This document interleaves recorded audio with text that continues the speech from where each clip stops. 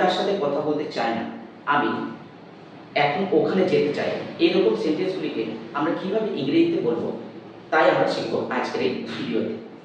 So এইরকম সেন্টেন্সগুলিকে ইংরেজিতে বলার জন্য আমাদেরকে এই স্ট্রাকচারটিকে শিখতে হবে। তো the structure is subject plus want to or wants to plus V one.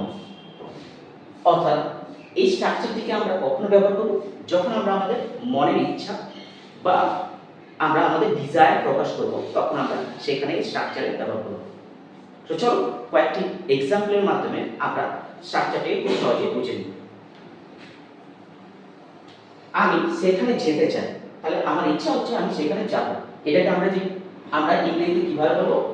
I want to go দেয়ার। কেন ওয়ান্ট টু হলো? ওয়ান্টস টু কেন হলো?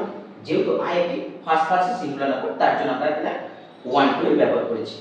সে টাকা উপার্জন করতে চায়, অর্থাৎ তার ইচ্ছে সে টাকা উপার্জন করবে, তাই সেটাকে আমরা কিভাবে ইংরেজিতে বলবো? He wants to. হি একটা কি না থার্ড পারসন সিঙ্গুলার নাম্বার, তাই এখানে আমরা ওয়ান্টস টু এর ব্যবহার করলাম। He wants to earn money.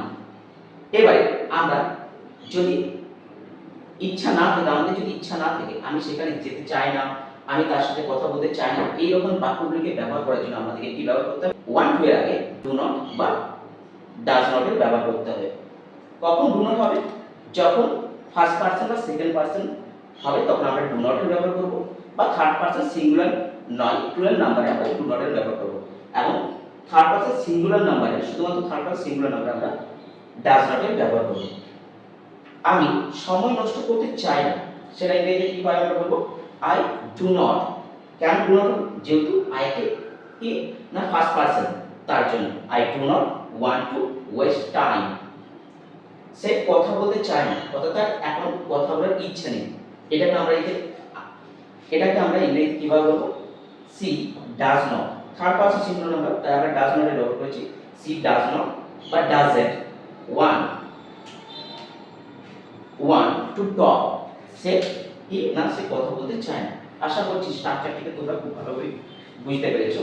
যদি ভিডিওটি ভালো লেগে থাকে তাহলে প্লিজ লাইক, কমেন্ট এবং সাবস্ক্রাইব করে দিও।